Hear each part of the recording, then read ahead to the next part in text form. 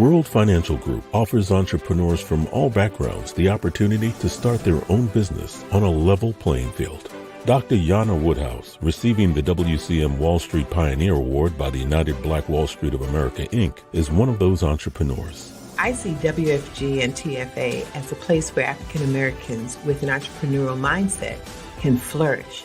And the bonus, we help families and serve the communities across the country. To learn more about us, go to worldfinancialgroup.com. We are the sons and daughters of the soul. We are resilient and forever forward-thinking. We ask for nothing else than the opportunity to live and to create the lives that we were meant to live. We want nothing but an equal chance at options and possibilities.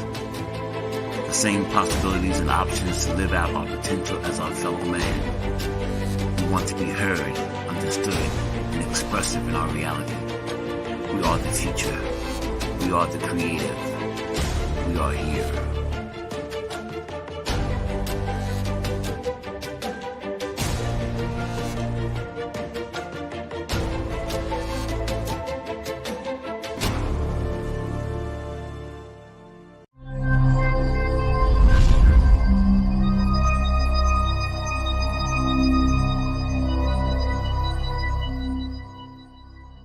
This is Kia Rogers, and you're listening to Urbanology with my dad, Tony Rogers, on WHCR 90.3 FM New York.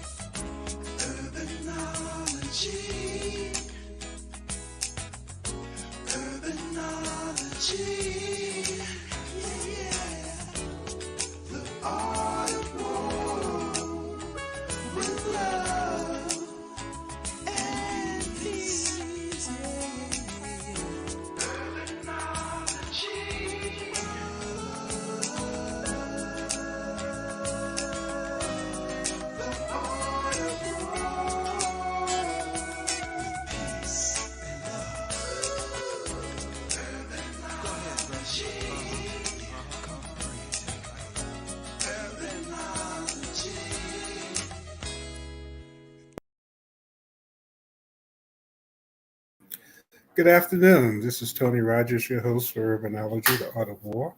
I hope all is well with everyone.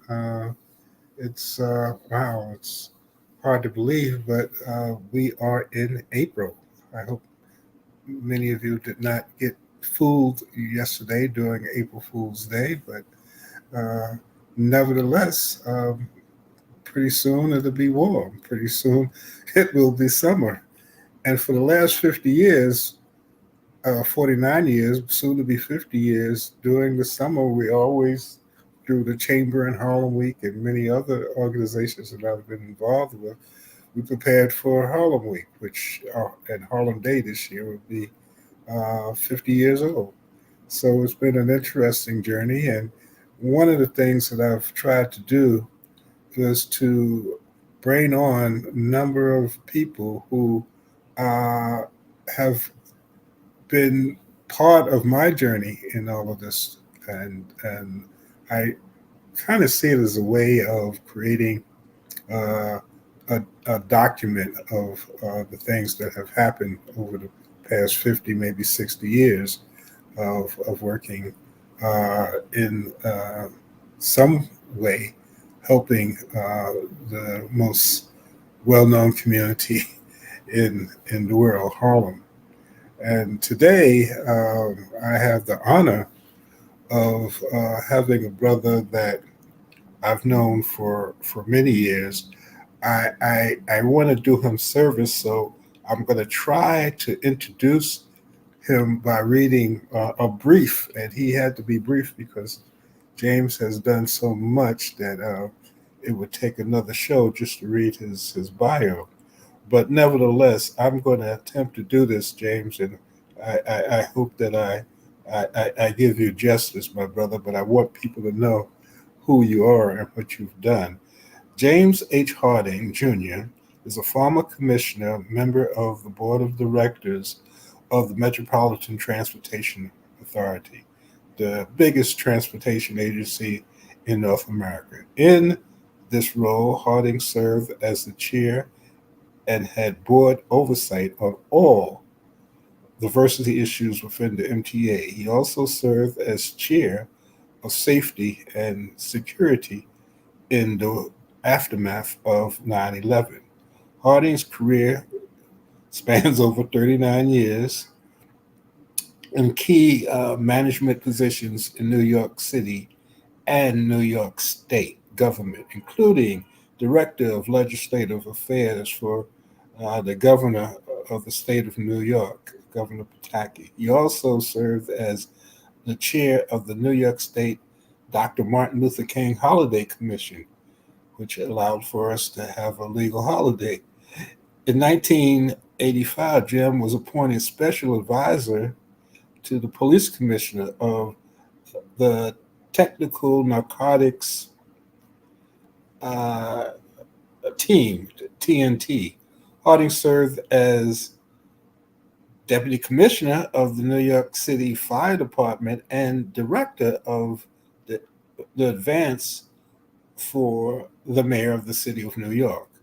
Harding worked for the First Lady of the United States, Rosalind Carter, as part of her advanced staff traveling throughout the United States.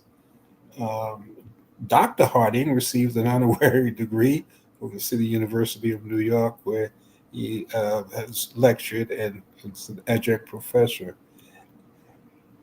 His current position is the Assistant Commissioner, uh, Senior Advisor to External Partnerships of the Office of the Fire Commissioner. Uh, I wanted to read that because we've known each other for a long period of time, but it's always interesting to be able to record the people who have done so much.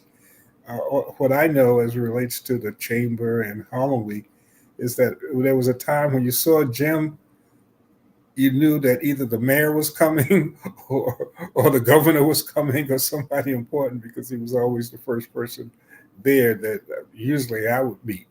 So please welcome a good friend, uh, Jim Harding, who will discuss a number of things, but one of the important things, we have through the chamber monthly leaders call, and Mr. Harding was on it, and he talked about some issues that I'm going to do my best to help him make sure that we all are aware of some of the fire safety issues that there, and also opportunities. So, Mr. Harding, how are you doing, my brother?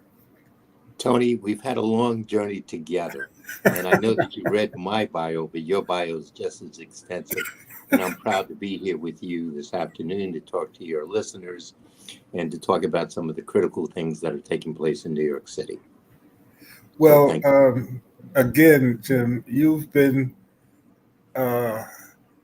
in all of the different areas that one might be able to think that you should be in the politics of New York City and New York State, and in the MTA. So please talk to us about whatever you think is important. But of course, we want to talk about the fire safety, some of the issues that have taken place, some of the things that we talked on the leadership call that takes place every month with people in the Harlem area.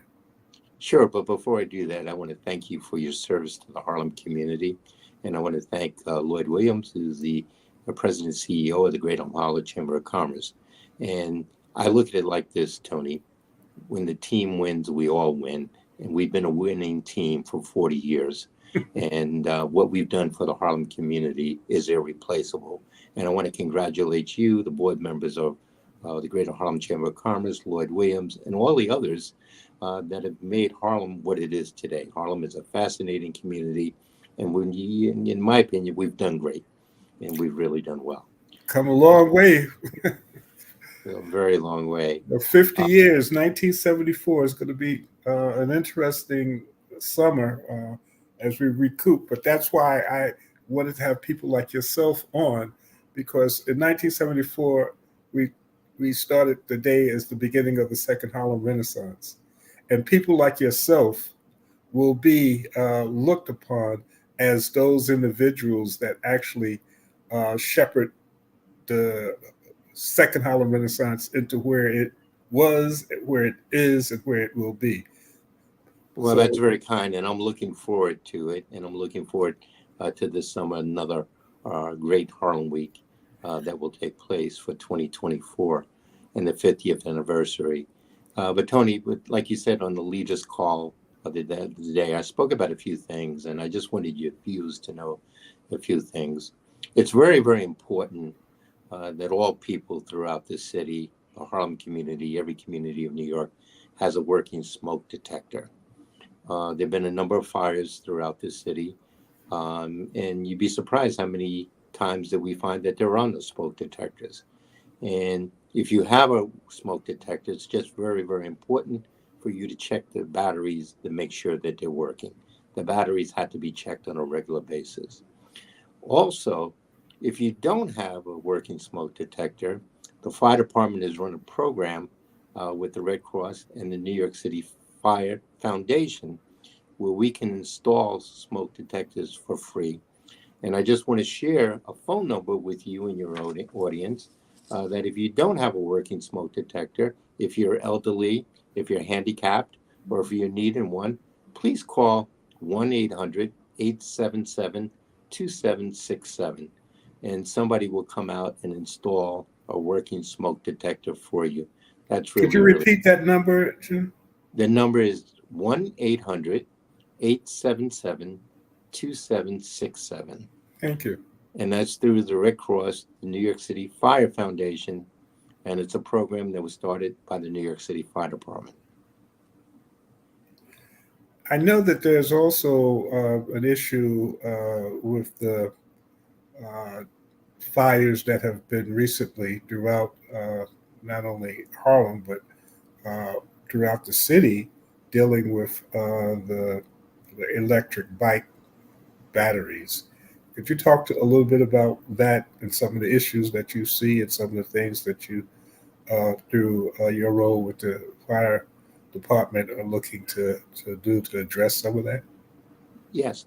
Well, Fire Commissioner Laura Kavanaugh, the first woman fire commissioner in New York City, has spearheaded that effort through legislators at the federal level, the city level, and the state level, trying to get legislation to make sure that the batteries in the bikes are UL certified. A lot of the batteries in the electric bikes are brought offline, they're brought in places that they shouldn't be brought, and they're not properly certified. So let me just explain to you what happens, Tony.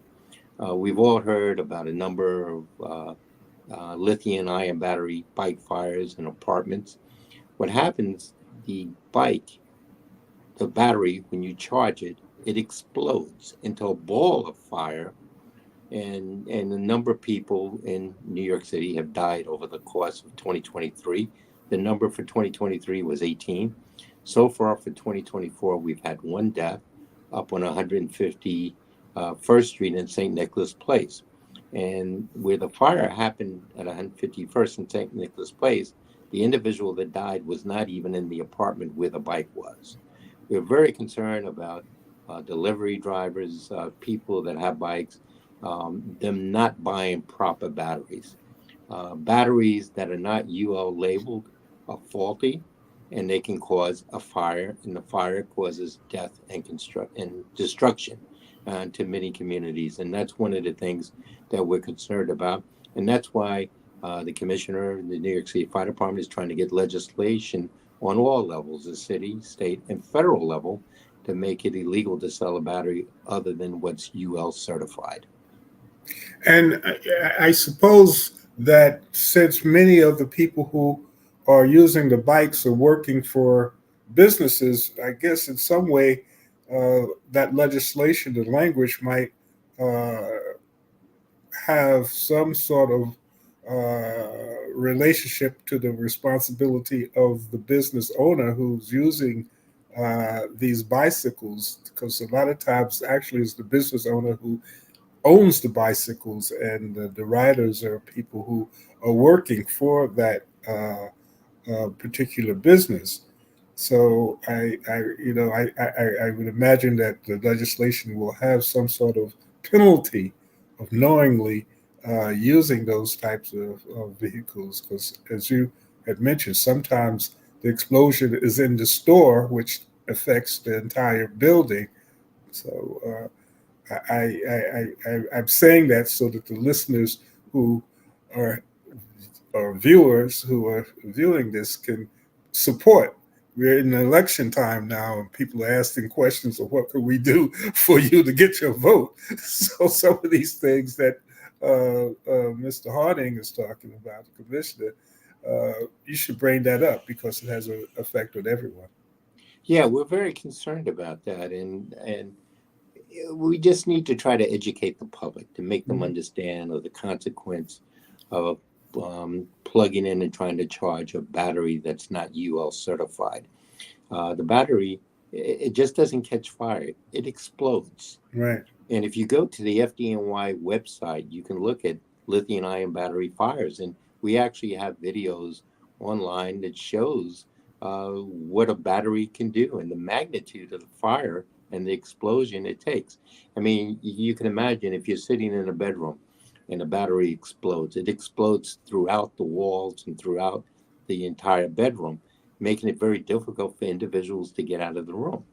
The most important thing, though, if you're in a building, if you're in an apartment, if there's a fire when you get out, make sure you close the door behind you.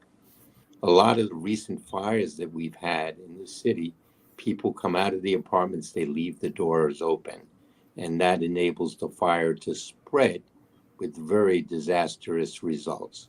And so we're trying to educate the public on things to do, not to do. We have a fire safety education. We actually have people that go into communities, and we're willing to go and talk to community groups. Your audience can feel free to send me an email at any time. My email is jim.harding@fdny.nyc.gov, and I will refer it to our fire safety people to have them come to your community and talk. In addition to that, the Fire Commission has been holding meetings in various communities with elected officials, members of Congress, members of the state legislature, members of the New York City Council, to talk about what we need to do collectively as a group to try to make a difference in the quality of life for all the people in New York. And we've been successful with that. One person dying in a fire is too many. And we all have to be safe. And we all have to realize, don't think that it can't happen to me because it happened to them. It can happen to you the same way that it did happen to them. So we have to be very careful. And, there is no policy right now of taking a lithium-ion battery into an apartment.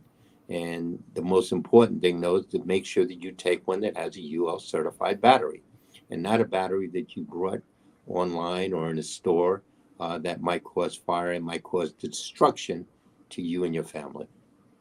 Jim, if you have a certified battery, is there still a chance of having an accident, or is the basic accident issue for uncertified batteries? Well, it's far less of a chance and probably not likely because these are batteries that have been certified. Right. Sometimes the uncertified batteries get tampered with. Mm-hmm. People go in there and play with the cells and they repack it and they restore it and they don't do it properly. Mm-hmm. That's why it's better to have a UL battery, one that that's legitimate and one that has the best opportunity of not causing any harm or destruction to members of you and your family. Because I asked that because people are with scooters all over the place, not just delivery people, but all of these types of electronic devices that run on batteries are extremely popular, especially in the summertime.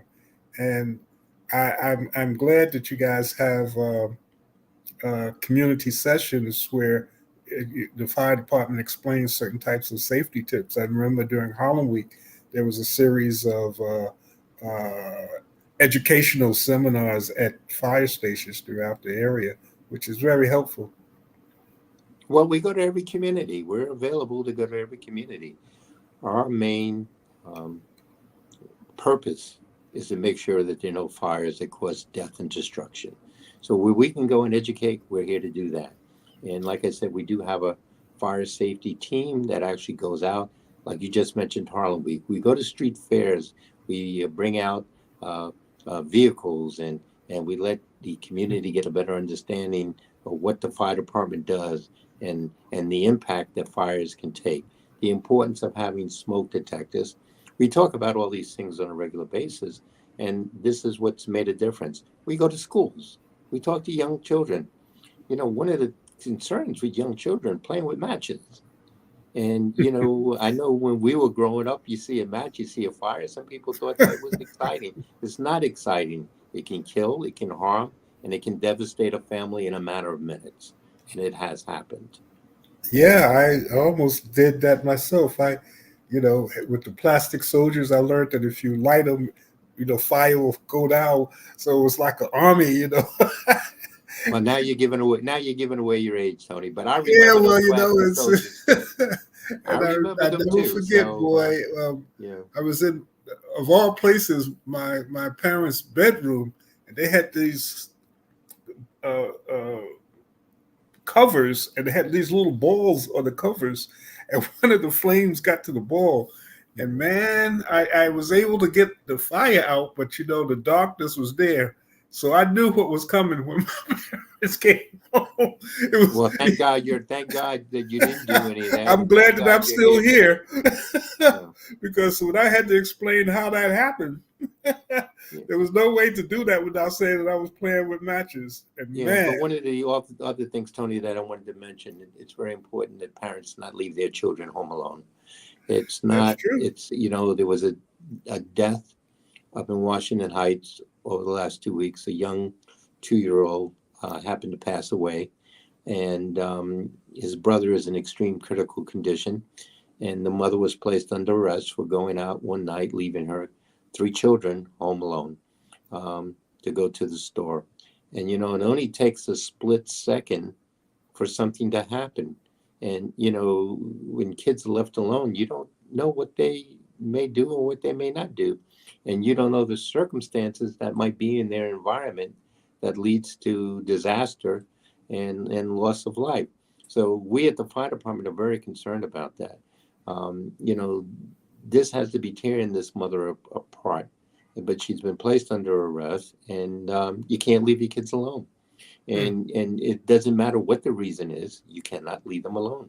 And that you have a responsibility as a parent, and you have a responsibility as a mom to make sure that your kids are protected at all times. So I just want to remind all your viewers that, hey, it doesn't matter what you need, what you have to have. It can wait until there's proper supervision for your children. Please don't leave them home alone, Or in cars. or in the car or anywhere else. Yeah. Anywhere else. You have to be a great parent. And that's all part of our education process. We are out there educating people, explaining the importance of not leaving your children home alone.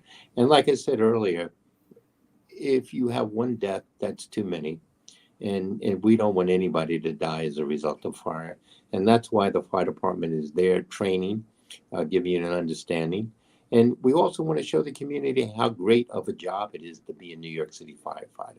Mhm. Being a New York City firefighter, becoming one of the bravest in this country, is one of the best jobs that anyone can have.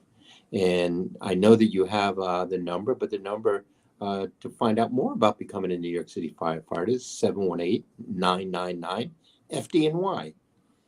Call and ask, how do I become a firefighter? What are the requirements needed for me to join the FDNY? But we're also looking for EMTs and paramedics. And you can use the same number to call to find out how I can become an EMT, how I can become a paramedic. As you know, EMTs and paramedics are the first medical responders on the scene of an incident to try to save your life and try to get you to the hospital and to take care of you. The firefighters come in, they rescue you from the fire, They get you to the EMTs, to the paramedics, and it's a all hands on deck Well, family to save lives.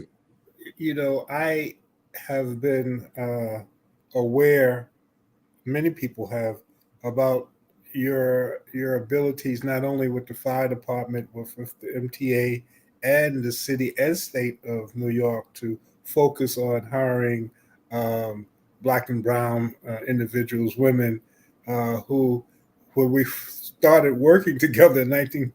I don't want to go back to the dates, but a lot of the stuff that is happening now, especially in the fire department, more so perhaps even than the police department, and I say that is because my nephew um, uh, is now a firefighter, and he I think it's the Falcons, I believe The the Vulcan the Society. Vulcans. Yeah, I introduced him to that organization because it seemed like he was getting the runaround, and with certain types of applications because his situation was different.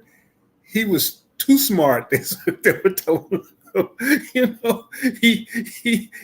So I I thought that was an interesting. You always hear about these people who are not able to do well on the test, but then if you do too well on the test, you you also have an issue. But the Falcons, and I think that there are other organizations, but I do know the Well, in the Falcons, fire department, the black firefighters, men and women, are right? members of the Vulcan Society. But I'll tell you one Vulcans, yeah. thing about the Vulcan Society.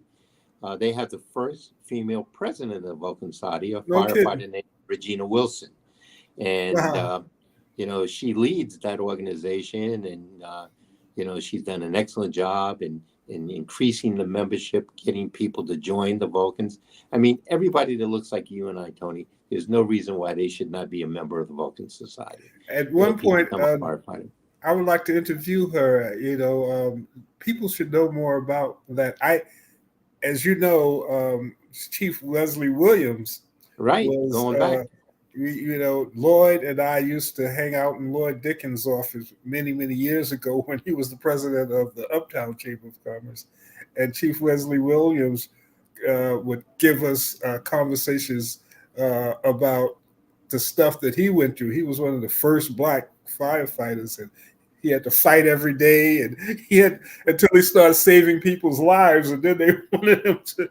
Well, as you know, there was a lot of discrimination going back in the beginning, and times have gotten better, but we still have a long way to go. But that's why it's important that we keep bringing people that look like you and I into the ranks of the New York City Fire Department. That's why I gave you the number 1-718-999-FDNY. Find out what you need to do to become a firefighter. We should be in our communities, educating our communities on the destruction that fire can do. When you do become the firefighter, make sure you join the Vulcan Society. But let me just give you a little information. You talked about Wesley Williams. You and I went on 135th Street when they had the monument dedication of Wesley Williams by the YMCA Right. many, many years ago. But in addition to that, the first black fire commissioner is Robert Lowry. Robert Lowry got appointed by John Lindsay in the mid-'60s to become the first black firefighter because of the fires that were taking place and the destruction that was taking place in the 60s. Bob Lowry was one of the founders of the Vulcan Society for Black Firefighters. And, we've had two black fire commissioners, Bob Lowry and Augustus Beekman. So we have a long way to go. We're still trying to do a lot of things, but if you do become a firefighter, a black firefighter, you need to make sure you join the Vulcans. And I mean, the Vulcan Society is where you should be. In the police department, you had the Guardians Association, so there was always a rivalry between the Guardians and the Vulcans. They used to have football games and basketball games. Yeah, too. football, basketball game, picnics together. But let me just say this, that, if you become a firefighter, you don't want to stop at just being a firefighter. You want to become a lieutenant, a captain, a battalion chief, a deputy chief, and then you want to look to get appointed to those ranks above that. And someday, hoping to become the next fire commissioner of the city of New York. I mean, these are dreams that we should all have, but we need to get in the department. We need to move up the career ladder, and we need to take charge. And we need to go back into our communities and say, listen, I made it, you can make it. And that's very important. Teamwork pays off. Well, again, Jim, you are a person that actually represents the opportunity that can take place by being able to be there and taking advantage of those types of opportunities, being in the right place at at the right time. When you worked with the governor's office, uh, I guess I'll put it another way. What was the more challenging, working with the governor's office as a close connection to advance and security, or working in the mayor's office? Well, let me just say this. In the mayor's office, I had a great opportunity to work for Ed Koch. I think Ed Koch was one of the greatest mayors the city's ever had. And he afforded me a lot of opportunity when in his office. You may remember, Tony, I became the first Black and the youngest person in the history of New York at the time to ever become a deputy fire commissioner of this department. I stayed there about 18, 19 months, but the mayor wanted me back at City Hall because he recognized my talent. I got appointed as special advisor to the mayor.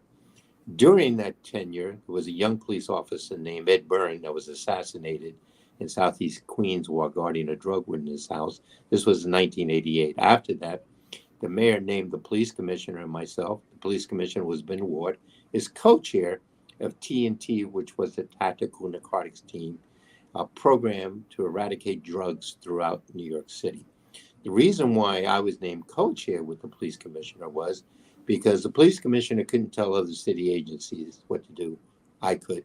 And I had a task force of 25 city agencies with a deputy commissioner of those agencies, which also included housing police, transit police, that reported directly to me. So I had a great time working with Ed Koch. It was some of the best time in my year. And I never thought leaving that I would have another opportunity to work with somebody. But in 1995, George Pataki brought me on board. And George Pataki was just as great, even though one was a Democrat, one was a Republican, was just as great as working for Ed Koch. George Pataki made me the chair of the New York State Martin Luther King Holiday Commission. And in 2006, I was nominated for an Emmy Award for Best Public Broadcasting because every year, New York State did a Martin Luther King holiday program up in the state capitol, which was broadcast throughout the state, New Jersey, and Connecticut. And unfortunately, I didn't get the Emmy Award. I lost out to the Christmas tree lighting in Rockefeller Center, but they had a lot more money, so I can understand that. But I had a great time working for both these individuals. And, it didn't matter Democrat or Republican. It was the individual that made a difference. It was working for the individual. And I really enjoyed working for Ed Koch as well as I did for George Pataki. They were both great leaders throughout this state. Now, Tony, before you ask the question, I was also very involved in 9/11. Yeah, I was going to just talk about that. Yeah, I was in charge of the governor's response 9/11. I was down there quite often. As a matter of fact, I was trapped down there the day of the event for a short time. It seemed like an eternity, but I was down there dealing with family issues, trying to get things under control for a long time in the aftermath of 9/11.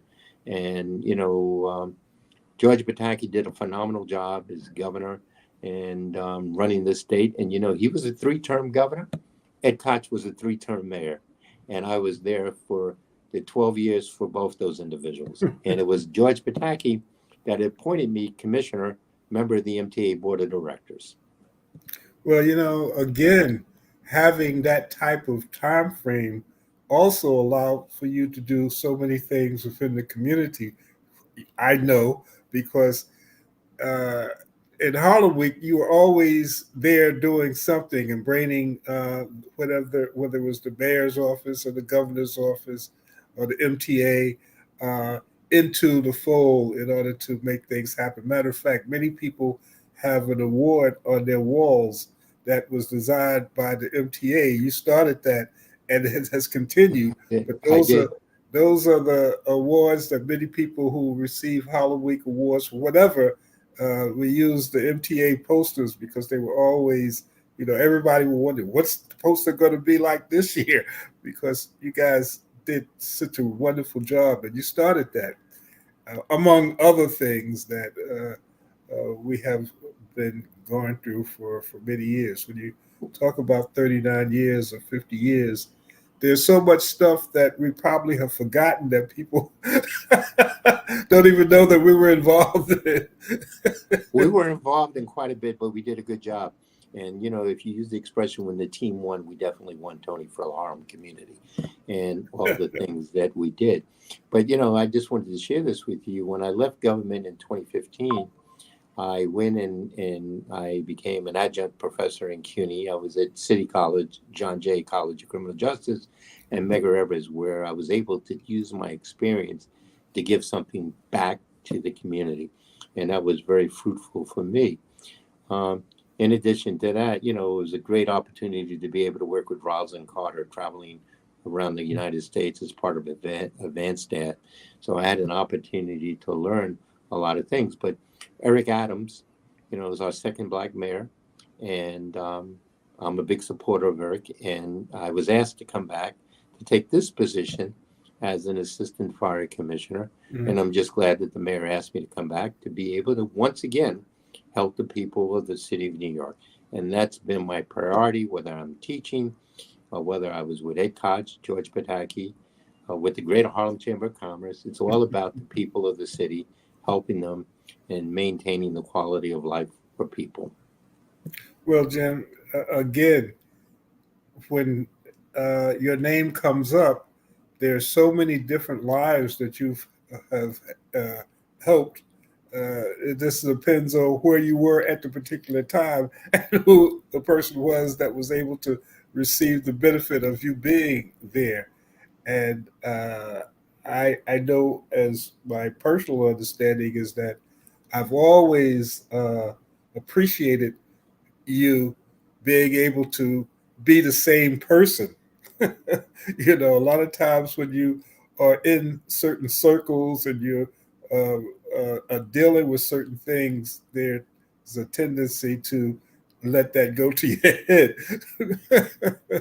But you've always been the same guy, you will do all of these things, but it was always the same Jim, which I really appreciate. Well, I appreciate that, Tony. And like I said, it's all about the future of our community. And I think that, we're not minorities anymore, we're the majority. And we have to come together as one to make sure that everyone understands that we're the majority. One of the things that, and I know that saddened me was during 9/11, Rudy Giuliani really kind of came into his own and was, I guess, the right place at the right time, because many people say if it wasn't for 9/11, he would have had a problem because of his ratings. But he did an interesting job, and here lately it's just kind of sad to see what he will be remembered by, rather than the work that he was able to do for New York City for that period of time. And I know I say that because I know that you were there and you saw all of the stuff that took place, especially in 9/11, when the world was in chaos because America was in chaos. And he was that person who represented New York City, and he lived up to that name. And it's so sad sometimes to understand that he won't be remembered for that. He'll be remembered for some of the things that have taken place recently. Well, we have a good team, and there's a lot for us to remember. I mean, we go back to Dave Dinkins, we go to Eric Adams, and we go to Ed Koch, and, we go to a lot of the mayors. But you're right, Rudy Giuliani was the mayor during 9/11, and he was considered to be America's mayor because of that. He got that title, and everywhere he went, you got the respect and admiration of being America's mayor. But because of circumstances moving fast and forward beyond that, there were consequences that unfortunately became out of control. And like you said, it's sad, it's unfortunate. But what's unfortunate though is we still continue to do the good work in Harlem, and we still continue to make sure that this community is recognized as one of the best communities, not only in the city, state, or nation, but the world. And that's what Harlem is about. And through Lloyd Williams and yourself, Tony Rogers, I mean, we go back 40 years. I mean, over 40 years. And I mean, you and I are still here, and that's one of the good things. And we look almost as good as we looked then. But my hair has gotten a little thin. Well, the mine is gone. Yeah, it's a little discolored now, and but we're still here, and we'll still be able to reminisce and talk about where we started, where we've come from, but most definitely, Tony, where we're going. But I want to congratulate you on this show. I want to congratulate you for the hard work and everything that you've done for the community. I want to thank you for allowing me to come on today and talk about fire safety and talk about a few things. And one of the things before I let you go, Jim, could you give the information about how young people might be able to get involved in the fire department? Well, I want everybody to go 1-718-999-FDNY. I want you to call. I want you to see two things. I want you to see how you can become an EMT and how you can become a firefighter. I think our young people need that as an inspiration. And there are also a number of groups going around. I don't know if you've ever heard of TAG, which is Teaching a Generation, which the Cohens run. They bring young kids in to look at programs to benefit them, to get them off the street, give the younger generation an idea and an opportunity to see what's ahead of them for their future. And stay in school. Give it your best shot. You don't have to be an A student. You don't have to be a B student. But you have to stay at a minimum of a C student. But give it your best shot. Don't give up. Because you're going to get there. But you got to work hard, and it'll pay off. And, one of the other things, both with the police department and the fire department, there are so many different types of career paths within those organizations that a lot of times you don't hear about. I mean, the police department is the detective and walking the beat, and the fire department is putting out fires, but there are so many other opportunities, exciting opportunities, in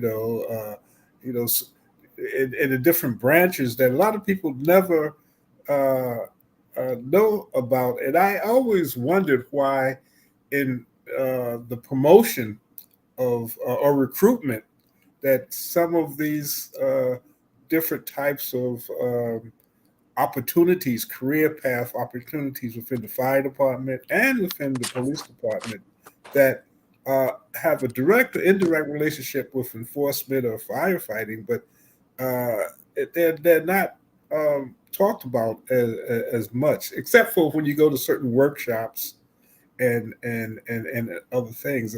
And a lot of people, I would think, and you are the person that I could ask this question to, I would think that if in recruiting other types of career path opportunities were talked about, it might be a lot more encouraging. What do you think about that?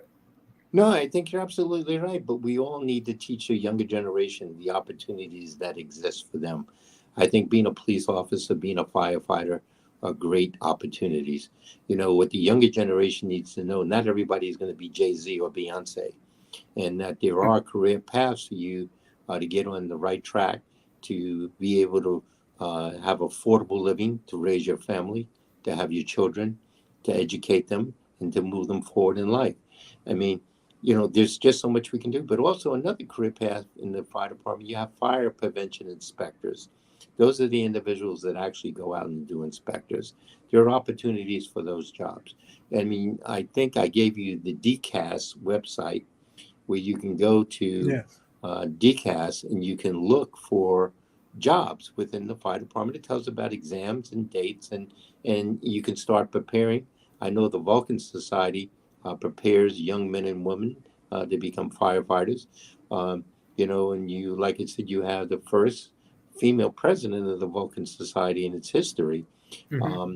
you leading that. And, we want to make sure that we get more women firefighters, more women and men as EMTs, and we just want to keep increasing the numbers.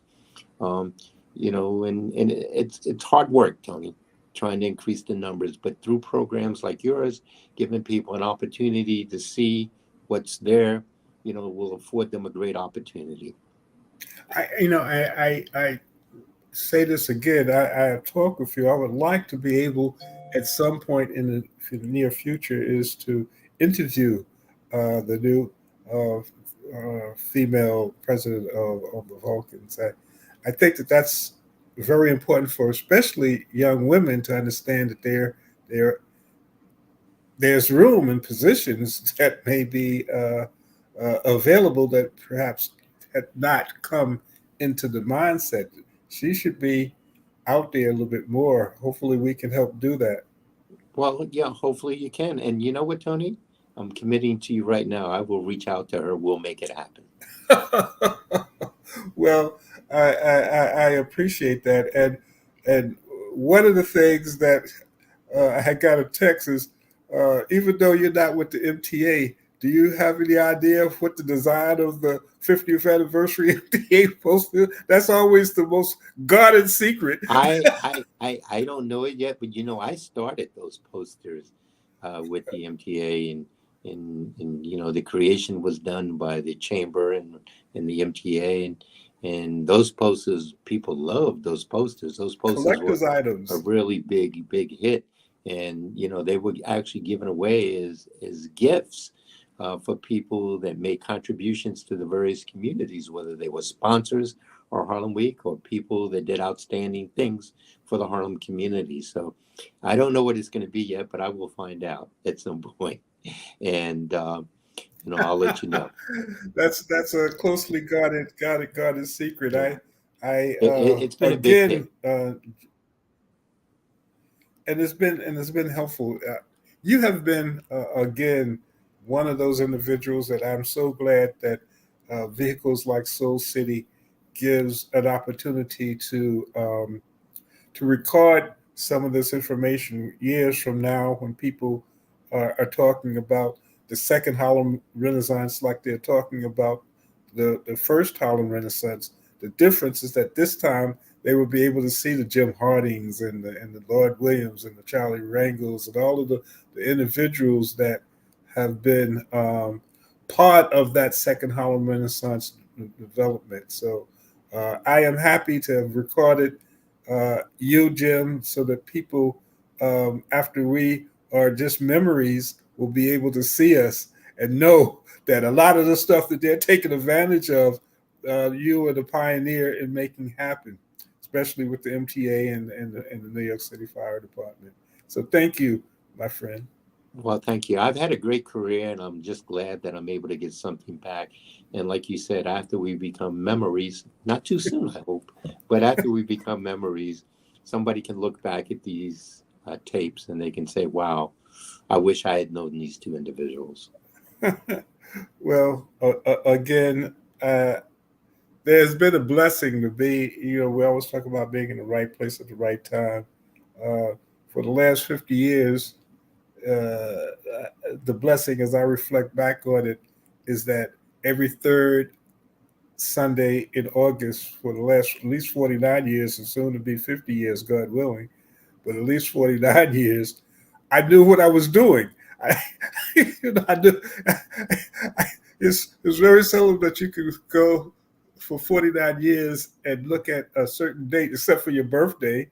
You Right. probably, I don't even know what I was doing at certain birthdays that I've had for the last 50 years, but I do know that for a fact that I was doing something about Harlem and Harlem Day for that time period. So that in and of itself, I guess you can consider that a legacy. But the people who were on that journey, like yourself, I'm just so happy to be able to provide a platform thanks to Soul City and many of the other WACR and Harlem Community News, the media, which is important for us to do that. Even with the mayor, I had mentioned to you, I'm talking with the mayor's office uh, for him to come on because it's our responsibility, the black media, to help ourselves. Any other entity will do what they do in order to help those who they want to support. And I think it's important for us to be able to use what we have to to get what we need, and that's people like yourself. So thank you, Well, I appreciate it, Jim, Tony. for taking time to be on the show, and we look forward to. And if there's any special programs or anything that you or the commissioner will be uh, interested in getting the word out, please let us know, and we'll make sure that we do that. Okay. Most definitely. And Tony, I'd just like to add this before you go. I wish we were around for the next 50 years because I'd like to see where we are then. So, but it's not likely. but you never know. You never know. You know. Well, again, thanks, Jim Harding Jr., Dr. Jim Harding Jr., Well, to you, Lloyd, and a few others. And Lloyd runs away from it. You know, I've been called a lot of things, Tony, but thank you. That's fine. But listen, I appreciate you and I appreciate what you're doing. Soul City is monumental to our it's the community. first fully black-owned streaming television network. Congratulations to Matt and Jazz and yourself and everybody here. But I just want to add one comment before you do. Sure. We have a great mayor in Eric Adams, and it's just very important that we all make sure that we continue to support him. He's got a rough job, and he needs our support, and we want to make sure that he stays as mayor of this great city. Well, again, even though we like to think it, racism is not dead completely yet. No, it's not. So no matter where we are, we're always going to get looked upon a little differently. Mm-hmm. And if there's any type of slip, it will be, which is what I always said about Obama. God, what pressure that he had to go under, because the least little thing would have been exploded more so than not. Not to be political, but if Obama had done a quarter of the stuff that Trump had done, can you imagine what would have happened? Yeah, I can imagine. Or maybe we can imagine, because they probably would have thought about something else. We can imagine. Yeah, certain things have not changed, Tony. Well, with the help of people like you, though, we have been able to, in many cases, overcome a lot. And thank you for your service. Thank you, Tony, for yours. To New York City and New York State, and your continued service. Matter of fact, I was surprised because at one point you said, "Well, I'm going to retire now and go on the beach someplace." And then the next thing I know, I said, "What? You're back? What, assistant commissioner? You're back?" But sometimes it's in your blood, and I think. Well, it's hard to keep good men down, especially when I look at it as an opportunity. Everything I do, I'm doing it for the future generation. It's not for Jim Harding, it's for the future generation of this city and our community. And that's what it's about. Well, that's good. And you're following in your family. You have a family tradition also. And I'm sure that that's an important thing to feel good about. Yeah, Tony, thank you so much for your time. Take care and giving me the opportunity to be here. And we'll be seeing each other soon, I'm sure, based on coming into summer. You know what that means. Yeah. Well, we were on the call last week, so we are getting together soon. That's true. Every third Thursday, I believe, there is a call that came up based on a need to communicate from the COVID issue with the various leaders and commissioners and elected officials that my good friend Lloyd Williams has put together and maintained, because people said, "Well, that's a good idea. Let's keep that going." And it is because, and listening to some of the things you talked about motivated me to try to get you to come on and talk about some things. Well, thank you. Thank you so much, Tony. But just before you go, remind your audience again, if you don't have a working smoke detector, if you need a smoke detector, you can call 1-800-877-2767. And that's through the Red Cross, and that's through a program through the New York City Fire Foundation, Red Cross, which was I think by the FDNY. And with the fire detectors, it's almost like, in fall and spring, when you turn your clock up for fall and you turn it down, fall back, spring forward. The same thing with your detector. You need to check it. Yeah. Well, the New York City Fire Department has initiated this with the Fire Foundation and the Red Cross. You can get a free smoke detector. They will actually come out and install it for you. And 40 years ago, they didn't do that. Well, and I know that it takes people like you to be able to be in the right positions to support certain types of movements. So, thank you, Jim. We appreciate you. Looking forward to working with you this year, and as long as you decide not to retire, take care. Thank you, Tony. And thank you, Matt. And thank you, Jazz. And again, this is a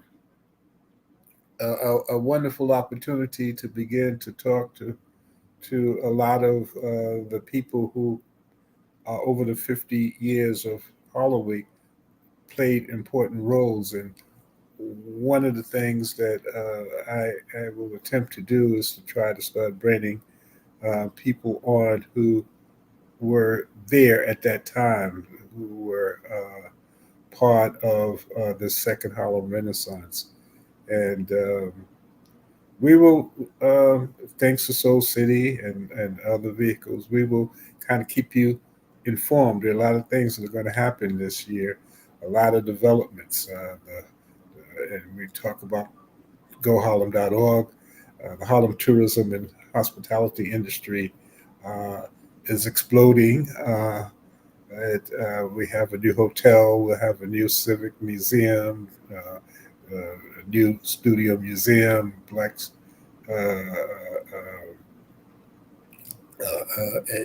it will National Black Theater will be developed. So there's a lot of things that are happening, a lot of job opportunities too. A lot of members of the Harlem Tourism Board will start to look for. We have a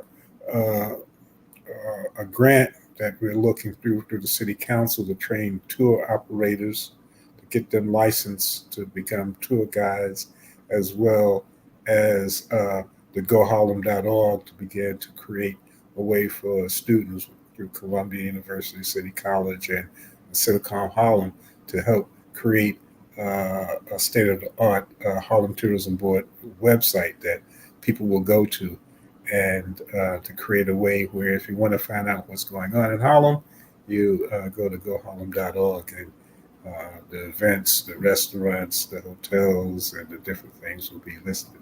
So there's a lot to do. And again, thank you, Matt McCoy, Jasmine, for giving this platform, and look forward to seeing you again next week. Take care. This is Kia Rogers, and you're listening to Urbanology with my dad, Tony Rogers, on WHCR 90.3 FM, New York.